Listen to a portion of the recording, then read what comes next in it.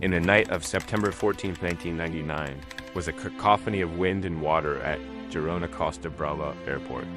A violent squall, a classic Mediterranean temporal asterisk, had settled over the region, lashing the tarmac with torrential rain and buffeting the control tower with gusts that screamed around its corners.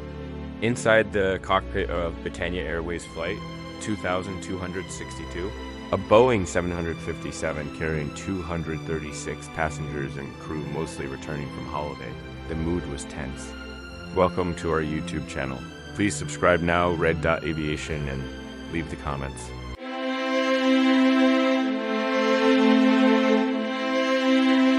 Captain James Richardson, a seasoned pilot, and his first officer, Mark Higgins, were wrestling with the storm on their approach from Cardiff. The first attempt had been a failure. A sudden, violent wind shear had forced them to execute a go-around, pushing the throttles forward and climbing away from the invisible turbulence that threatened to dash them. Against the ground. Now, on their second attempt, the pressure was immense. Fuel was not critical, but the psychological weight of a second missed approach was. The cockpit voice recorder would later capture their focused, strained voices. They were flying almost entirely on instruments. The world outside a void of blackness, occasionally illuminated by a flash of lightning that revealed nothing but sheets of rain. The instrument landing system, ILS, glide slope. The electronic beam guiding them down to the correct descent angle was unreliable due to the storm. They were executing a non-precision approach, relying on their altitude and distance from the runway dot as they descended through 500 feet.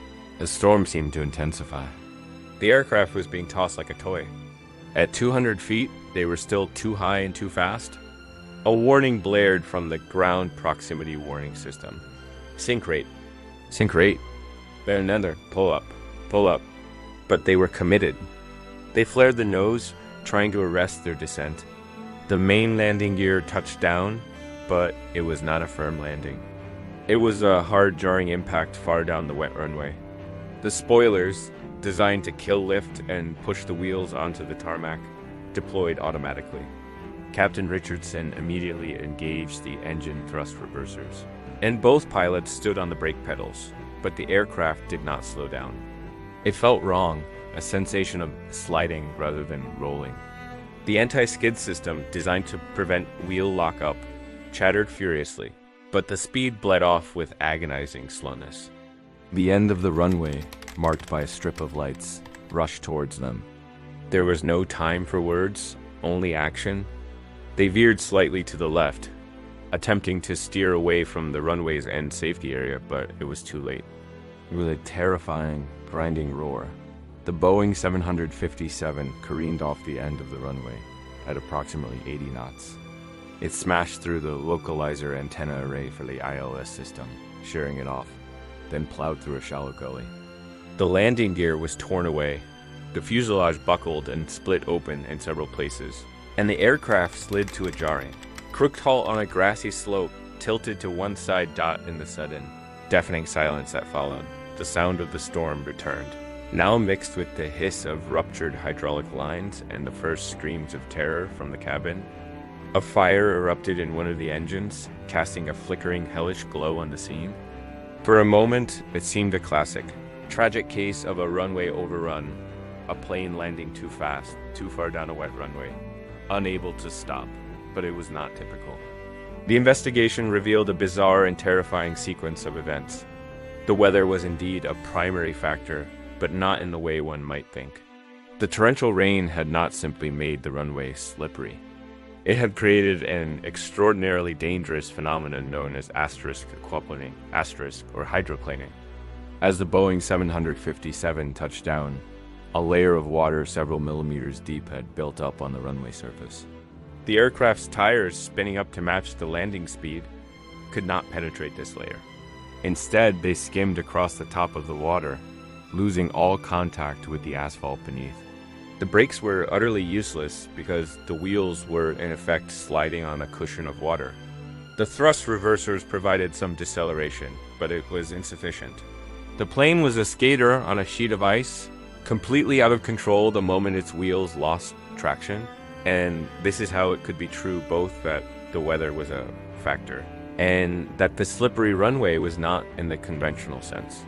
The runway surface itself, a specially grooved concrete designed to channel water away and provide excellent grip, was not inherently slippery. Its coefficient of friction, when tested later, was well within safe limits.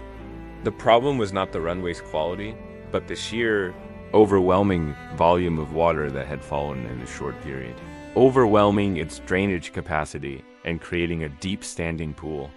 The weather created a temporary, catastrophic condition that rendered the runway's normal frictional properties irrelevant. The pilots were not battling a poorly maintained surface.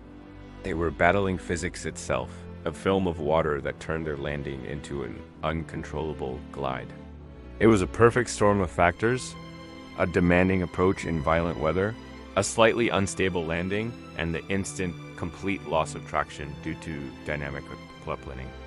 Miraculously, despite the horrific nature of the crash, there were no fatalities, though dozens were injured.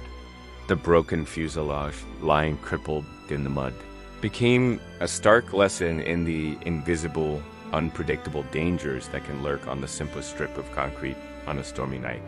Thank you for watching this complete video. Please like and subscribe our YouTube channel, Red Dot Aviation, and leave your thoughts.